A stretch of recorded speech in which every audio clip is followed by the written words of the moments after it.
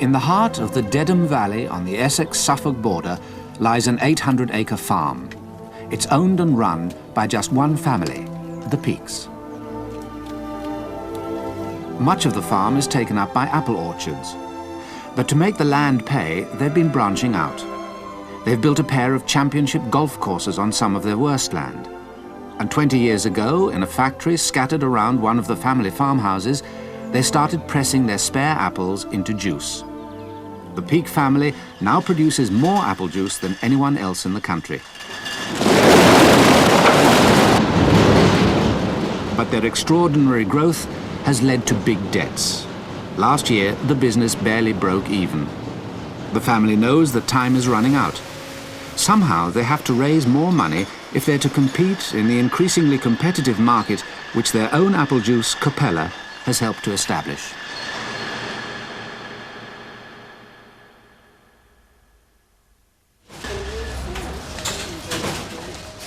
Fruit juice has grown so fast in the past decade that it's now a £1 billion a year industry, and fresh-pressed apple juice, pioneered by Copella, is one of the fastest-growing parts of the business.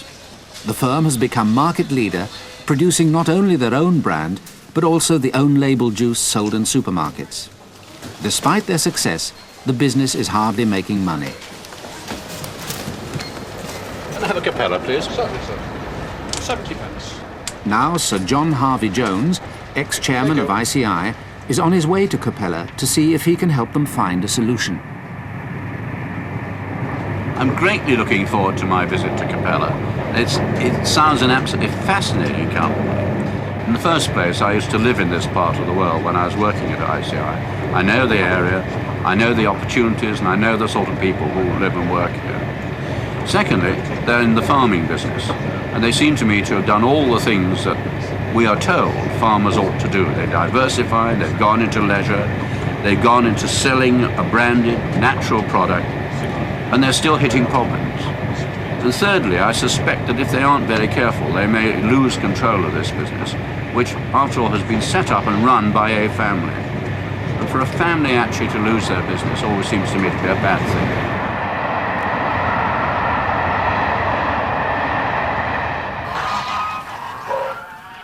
The Peak family has fought hard to build up the three different parts of the business. The farms, from which it all began, are a mixture of pasture, arable, orchards and organic farming. The fruit juice business, Copella, has now become by far the biggest part of their activities and absorbs much of the family energy. The golf courses are beginning to do well, but their contribution to the business is still small. The head of the family and managing director is Devorah Peak. What I would like to ask Sir John is, are we going to continue growing? And if so, how? Devorah started with one small farm over 50 years ago and steadily built up her orchards. When Britain joined the EEC, the farm was no longer allowed to sell its smallest apples, so Devorah had the clever idea of pressing them into juice. So you see, from a small family business, which was run originally by my husband and myself until he died 10 years ago, now it's become a business for all my children and 2 of my sons-in-law. But I feel they need a lot more help.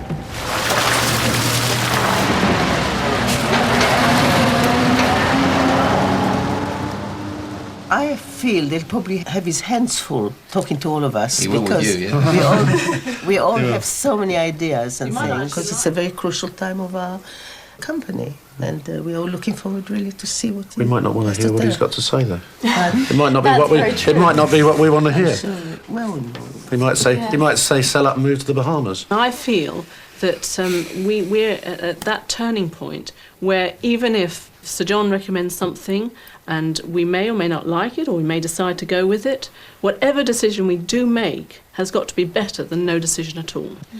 The last thing I think he would say is we should stop doing anything. I'm sure all he'll do is give us tremendous encouragement to go ahead. And this is one of the things I'm really looking forward to, providing he doesn't say that I should retire. The Peaks' dilemma is they're short of money for their juice business, but they have a lot of options. They could borrow more, or sell any part of any of the three businesses. Devora's daughter Tamara and her husband Stephen are responsible for the juice sales. Like all the others, they're concerned about the future of their part of the family firm. There's a lot of avenues that we could follow. We're very much at a crossroads in the business. In fact, it was more like a sort of spaghetti junction. It's which way do we go? And it can be as equally sort of difficult a spaghetti junction to actually find out which way is the best way to end up. The thing is, because we're all so closely involved with all three businesses, it's very difficult for us to take a step back and just look at it objectively. And this is where someone like Sir John could be extremely helpful, to be able to look at the whole thing in a very objective way and say, this is very obvious, this is what you have to do. Although its profits are small, the golf courses managed by Brother Jonathan could be sold for a lot of money. I care a lot about the golf club. I feel that I've been pretty much responsible for bringing it to where it is now. I'd hate to think, and I hope we would never have to, and I don't think we do at the moment, would need to sell the golf club as an asset in order to raise funds for the Copella business. All three businesses have one finance director, Devora's daughter, Susanna. Personally, I've invested an awful lot in this company, as have all the members of this family. We have spent many years building it and growing it, and we want to be able to enjoy the rest of our working life in expanding and working in the business. If we can't find a route where we're going to enjoy working, then that's one of the biggest questions we've got to ask Sir John. There's got to be a route that's going to make us feel happy.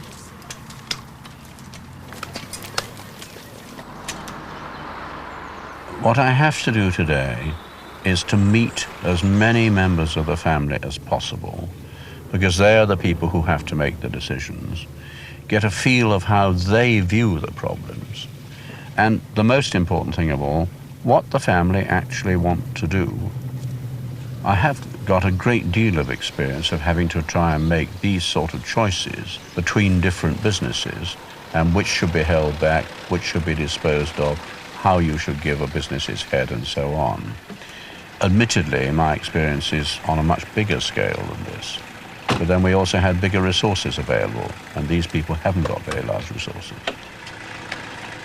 I mean, what is your thinking about the way you would like to go? You see, personally, for my own personal feeling, is that because I'm the type of person who wants to achieve more, I would love, even at my age, to increase more holes of golf. Yes. I'd like to put more leisure there and so on. And with regards to the Copella, I would like to put in more flavors, new ideas, more different bottles, different cartons. In other words, to increase the variety of what we are doing. But you have a feeling, a gut feeling, really, that the solution is to get bigger? Is that really what you feel? Well, you see, the trouble is if you don't grow a little and the demand grows and you haven't got enough to supply, which happened to us after the first 2 or 3 years when we started. I can quite see that. But the difficulty is that if there is that demand, then somehow the business must be made more profitable. Last year, things have come rather to a head, not only financially, also the amount of work that our own directors can take on. And it's limited. I mean, I fully realize that I can't run around as I used to be able to, you know. I delegate. I bet you can. Well, I can, but I want to do other things, which I enjoy more. For example, I love dancing. Yes. All the buildings apart from the new warehouse over there. Well, I think Devora is absolutely super, but there's no way that you ever get out of any problem by expanding everything. That's just not on. The clue is going to lie somewhere in the factory, and I love factories, and they always give you a feel of actually where the problems are. So if we have a look at the apple pack house. Right. We still grow 2,000 tonnes of apples for the fresh market. Yes. Primarily go to the supermarket. I'm being taken around by Roger, who is Devora's son-in-law. He's the production manager. And we're starting in the actual eating apples bit of the business. But whenever you're growing for the fresh market, you get a proportion that you can't sell because they're too small or haven't got enough colour or the variety's not wanted. Yeah. And that's why we started making juice, really just to use about 200 tonnes of our own apples. My God, These are the last of the English varieties that we do, which is what a size! just called an Ida Red. The problem is, of course, that there's intense competition from everywhere. I'm sure from apples which are far less good than this. I mean, I don't like Golden Delicious, for example. But they don't make really very much money out of this. And they have at least 10% of their crop, no matter how carefully they grow it, are rejects. Fruit that we have in company. Yeah. Whereas the rest of the business, It comes in bulk in a lorry, does in it? bulk shipments like So any in inverted commas rough handling the apple gets, it gets at your hand rather than somebody primarily, else. yes. And now we're moving into the fruit juicing section, which really is now the sort of raison d'etre and almost the religion of the entire family. I'm jolly worried about the capital that they've got here. They've got themselves in a real bind. These presses really are what have driven them into having to go for the bulk volume business, pressing apples the whole year round, supplying supermarket-owned label business. And to add to insult to injury is not even labelled, bottled or sold by them. I don't know how to double the sales of Copella in bottles to utilise my bottling line. Well, and I'm not even sure, quite honestly. And they've got a real inbuilt problem with their own brand, Copella. It's made out of Cox's orange pippins, which you can only grow and juice for a very short period of time each year. So they can only use their machinery for a short time, and enormous amounts of money tied up in stocks for a long time. The warehouse and the stock is a frightening size. Yeah. How much money do you reckon you've got tied up there? Something like $750,000 when we come to take stock. And is the demand seasonal? I suppose it is. You No, sell it's more in steady. the summer? We do sell more, but in the summer, but it is steady through the year, and obviously it can go up substantially if the sun shines. Because it must cost you an arm and a leg. Oh yes, but with the seasonal production, obviously, we can't afford to run out of product. So Now I can see that's one of the problems with the business is we have to make a year in advance of what we're going to sell. Yes. So each year we're actually building a stock that's probably 20 or 30% bigger than we've sold the previous year.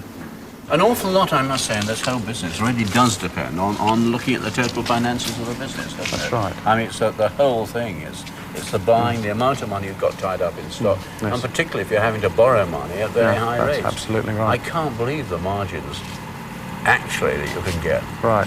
can cover such a degree of specialisation. This is the shop currently, but it's come full. Well, my worst fears about the cost of producing this product have been confirmed, and the question now is, can they get the price in the marketplace?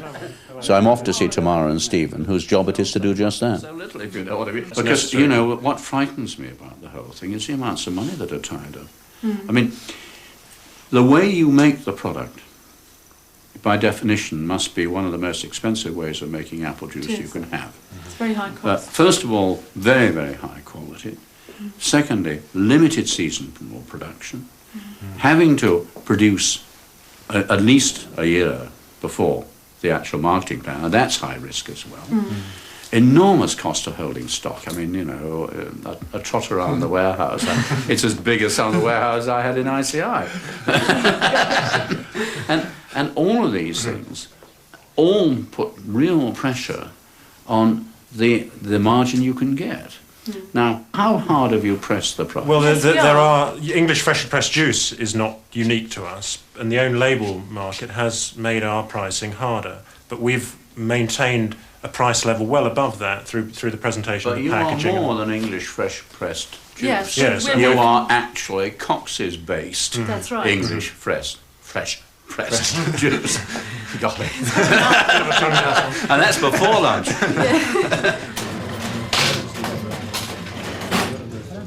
Jonathan runs the golf club, and I really want to hear his views on the whole of the family business. But the problem with that is, of course, is we're all quite happy, or we, on the surface, are quite happy You're not to quite work happy. all the hours that God gives. Look. And that is the situation we've all got ourselves into. Well, that's right. And that is one of the problems of a family business. You got yourselves into all the classic problems of the family business. All of you are inadequately rewarded. None of you have adequate professional assistance and help. You are tied by your own affection for each other and your affection for your mother, and by the inheritance that you've got. That's the problem that you've got. Well, I had an absolutely marvellous day. I found myself totally identified with the family. I'm convinced a lot of things can be done to improve Copella's performance, but there are really three problems here. There's the actual problem of whether Copella can be made to make adequate amounts of profits, which it's not making at the present moment. There's the problem of how we somehow do something about the burden of debt, which this whole thing is carrying. And the last problem, which is really the lead of the whole lot, is what the family really want to do with their inheritance. Before I meet all the family together, I've got one more really key operator to meet. Hello, And that's Susanna. Glad to meet you. Very I nice know to who meet you you are too. by difference. You're well, the missing link, the that's right. demon finance director, The last and one the of person who's three. going to show me around the estate this afternoon. Well, we're going to start by going across the golf course, and You're allowed to. not really. I thought it would be a good view.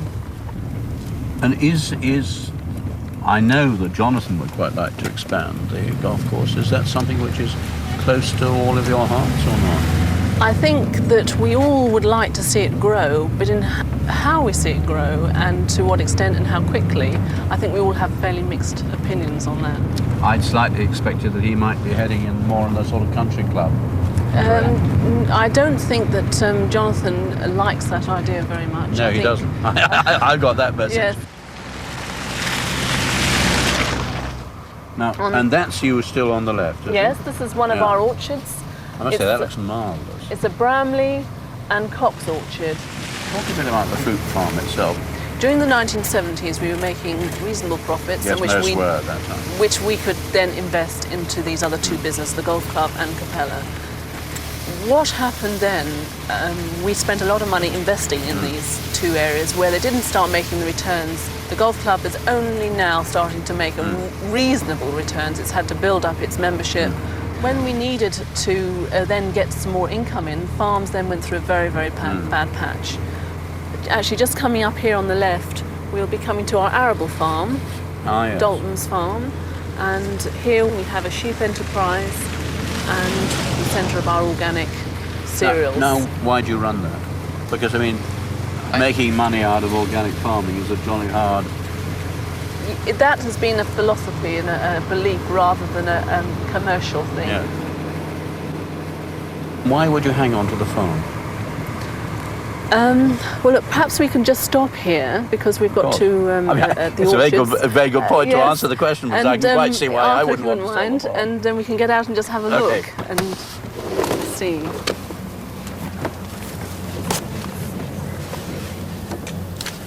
I mean, it's difficult to imagine, even on a day like this, where anybody should want to sell a farm.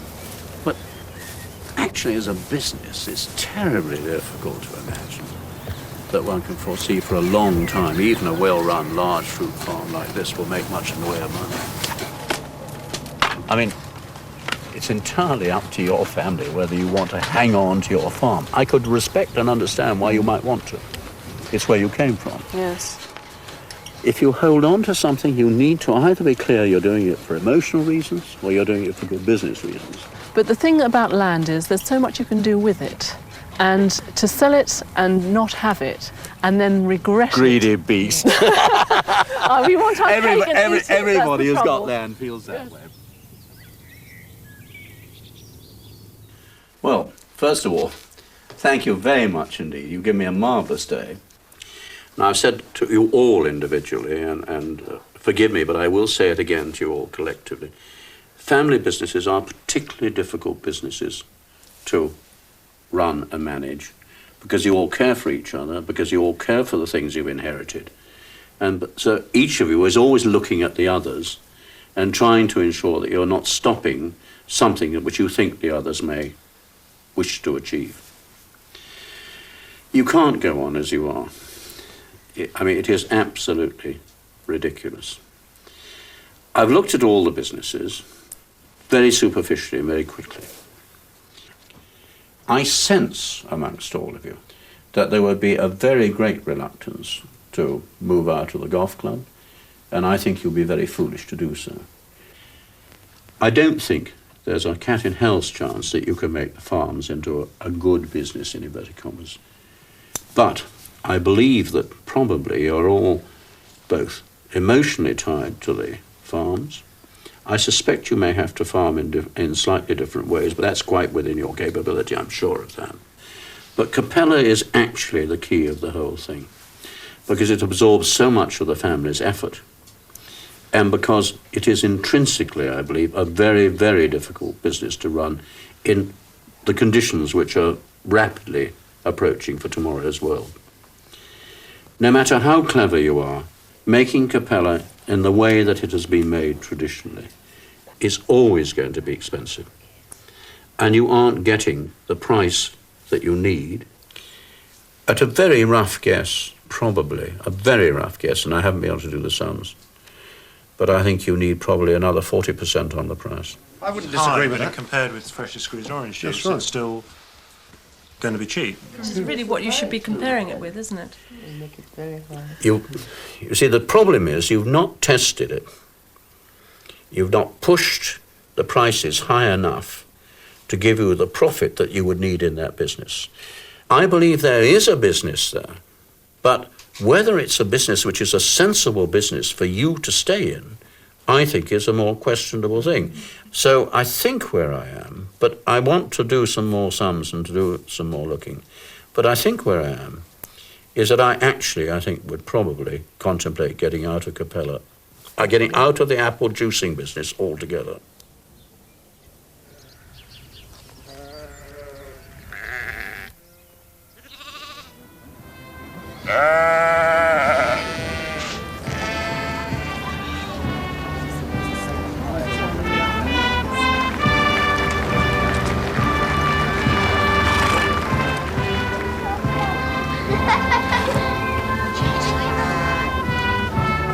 Slightly sharper. Nice black currants grown on the farm. That's better. We sell them all over the country. Would you like to try some freshly pressed apple juice? It's freshly pressed fruit juice. Made from fresh English pears, No blended with preservatives, no water, no rods. Everything pure. We have been discussing it amongst ourselves, and I think a lot of what is said has been very true, and I think it needs an awful lot of thought to it. We've always sort of thought, well, the brand, it does seem good to us, but to actually have somebody of his calibre coming in and saying what you've really got here is something quite unique, and it's very, very rewarding to hear that. Really tart juice, so we've been having it sweet quite fast. When Sir John said Sale is that as we easy will as have that. to raise our prices to stay in business, well, I'm not sure how to take it because I would like to know what the public are going to say if we raise our prices. Because at the moment the trend is everyone to come down on price, and whilst we are offering such a tremendous product, and it does cost a lot to do, we're a bit concerned about raising our price in case our sales drop.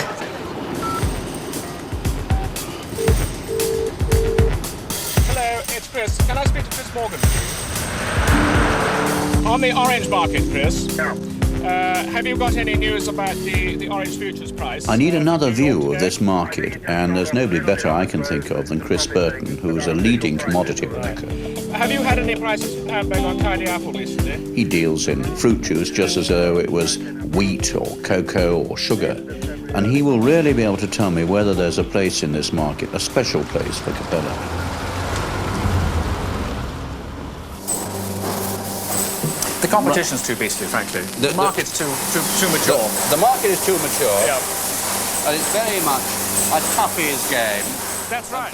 For me, the $64 question to Chris is, can Copella command the unique additional price that it'll need to cover its costs? The problem now is that all the supermarkets, all the stores you go into now, are selling freshly pressed English apple juice, and it has, as you realise, itself now become a commodity. But the real worry to my mind is they are thinking very hard in terms of chasing volume. And I think that's an absolute trap. I think their only hope You're absolutely is to try and differentiate the product. And that means price, and that means price, and then that means cost. Yeah, absolutely. Do you think there's room for pushing Copella as a differentiated product by moving the price up? I think they do have a very good name. And I think they may be sympathetically received if they make a few subtle changes. If, for instance, they put a different collar on the bottle or go to a different type of design on the pack. Pack design is very important. If it's any consolation to them, every contender in the juice business in Britain is suffering from exactly the same problems. We're trying to find a way to build on what has become a very big industry, to take the next leap forward. It's very difficult. But I mean, what that actually suggests is that there'll be a considerable shakeout in the industry and a greater concentration into a smaller number of, indeed, this big process, guys, and maybe a limited number of people who found some unique niche. But again, my worry is I don't see how you keep the uniqueness for very long. That is everybody's worry. Everybody who has a new idea benefits greatly for a short time in this industry, and then other people copy it. If I knew the answer to your dilemma, I think it would be very easy to make millions of pounds. So they're not starting from a very easy position. The whole field is running down the same track at the moment. Chris, thank you very much indeed.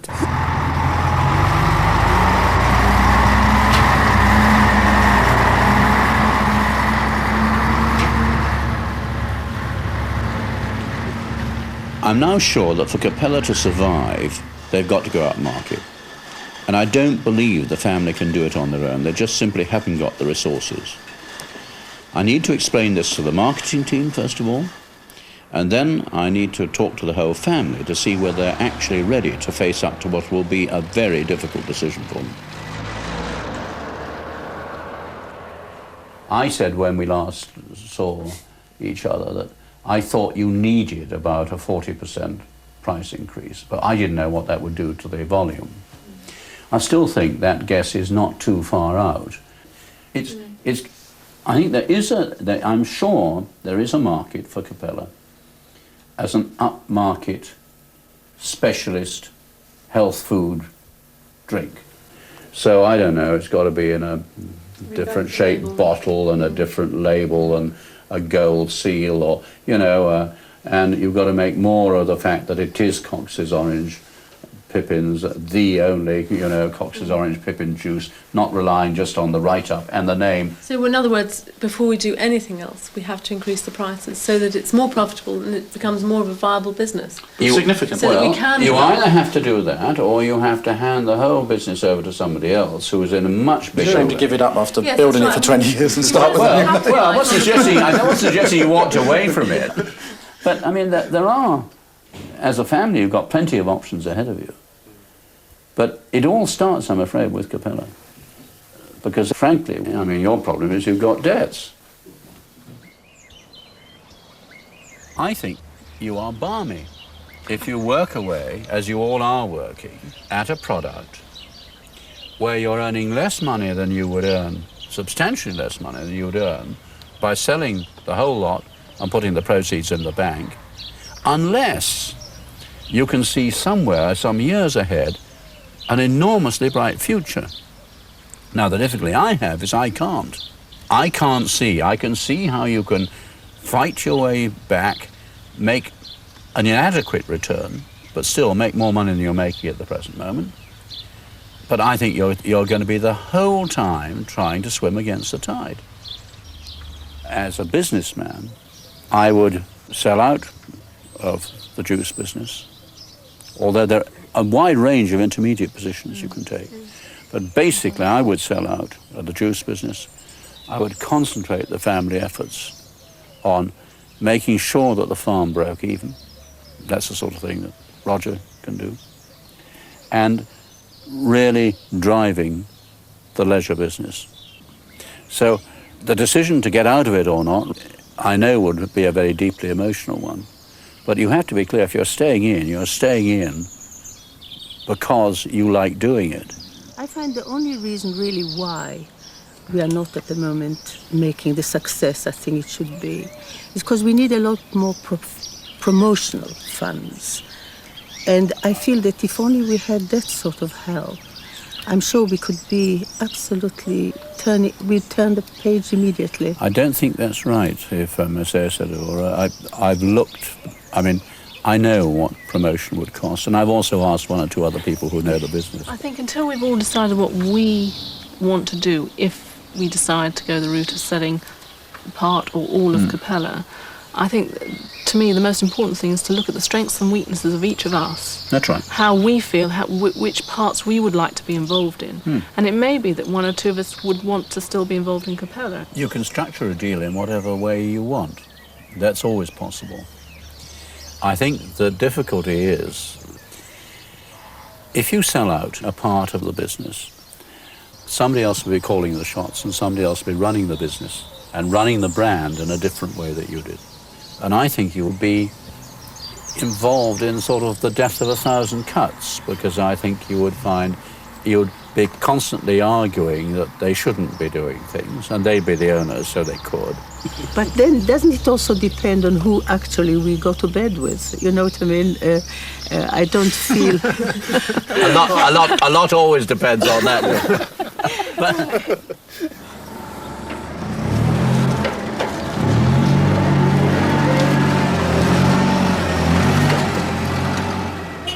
It was very nice to see Sir John again and to hear what he had to say.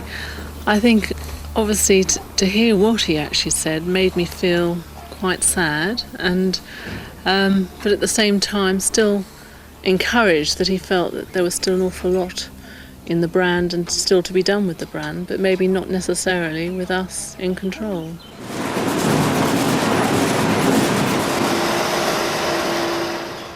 It was a very objective session from the point of view that he sort of tried to clear away all the emotional sides and say, look, really, you've got a business here which isn't giving you a very good return, and I think that previously the emotional aspects of Copella were difficult to quantify, but undoubtedly very strong to all of us.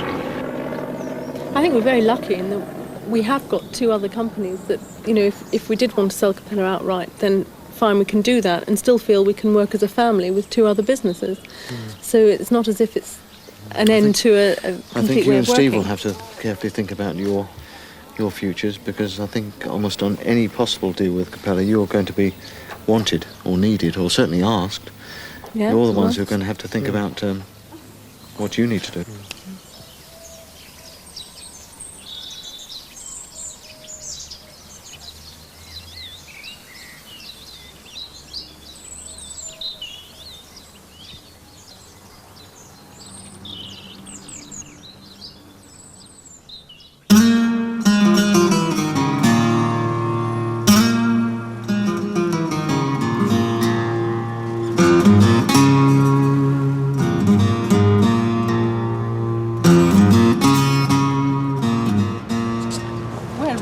Apprehensive as one would when you start a new life in a way, but we're all very excited to be connected with such a very nice company. Coming up to London this morning, I felt very confident in what we're working towards today is going to be the best. Yeah, I think we're all terribly excited. In fact, I don't think a lot of us slept much last night either. I think that when you've been a family business so long, and to actually go in with somebody who's actually going to tell you what to do and may have a different view, I think. Yes, I think going in with a third party is hopefully good for them, it's good for us, and it's good for the product. It's really the most momentous occasion in our whole working life. Yes.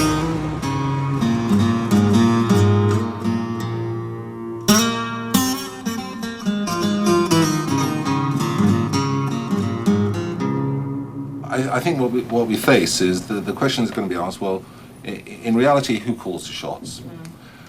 What are you trying to do? And what expertise have Taunton got to make it work? Would you like to be absolutely clear, just talk about your individual involvements in the business plan, starting, Susanna, with yourself as Managing Director Designate of Copella? Well, I'm obviously very delighted to be accepting the position within Copella in this new arrangement between Copella and Taunton. And we have also Stephen, Roger and Tamara, who are going to be joining us and continuing with us. And of course we have a member of the family, and it's Devora, who invented the product and got it off the ground in 1970. Oh, well, unfortunately I live, sleep and eat Copella all the time, so whatever you do, I couldn't stop selling it. But I really feel that it's such a tremendous product. Devora, here is the agreement. It gives me great pleasure to ask you to sign it. Thank you very much. And our best wishes to everyone for the future. I'm just signing this agreement between Boxwood Suffolk Farms and Taunton Cider, where Taunton Cider are going to have majority holding in Copella fruit juices. Thank you very much. Thank you. Cheers. The future. Cheers. The future. It's not easy to give up the managing directorship of such a company where I've worked for the last 20 years in addition to other things we did. Thank you, Deborah.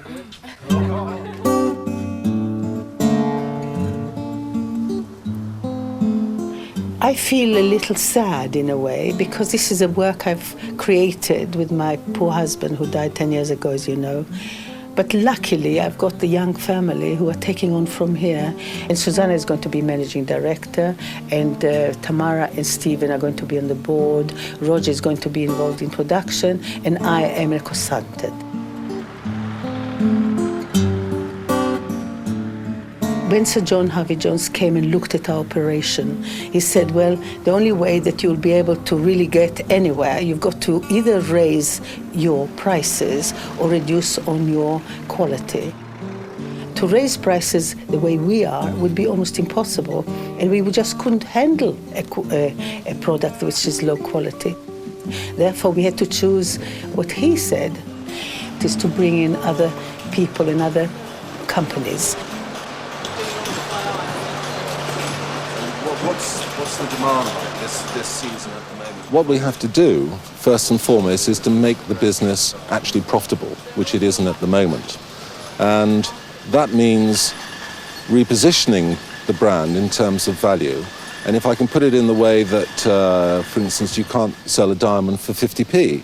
I mean, there is a high quality perception of the brand that isn't coming through in its pricing. So in terms of doing that, then we also have to repackage the brand and represent it such that the consumer, in paying a higher price, is getting good value for money.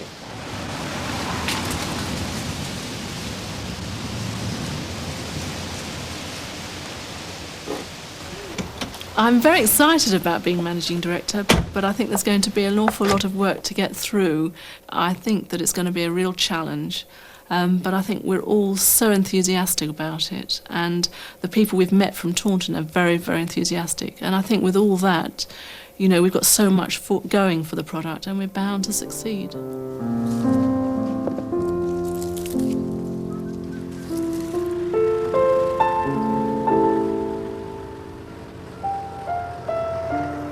I really do share the sort of bittersweet feelings that the Peake family have got. And it's horrible to see a family losing control of a business that they own, but they have still got a place in the business. And the good news is that Copella has now got a future, which they couldn't have given it, sad though it is to see them lose control. The other thing is that now the whole family have got the freedom to put the effort into the other two businesses, the same sort of dedication and drive and imagination that they did into Copella. And I sure hope they do.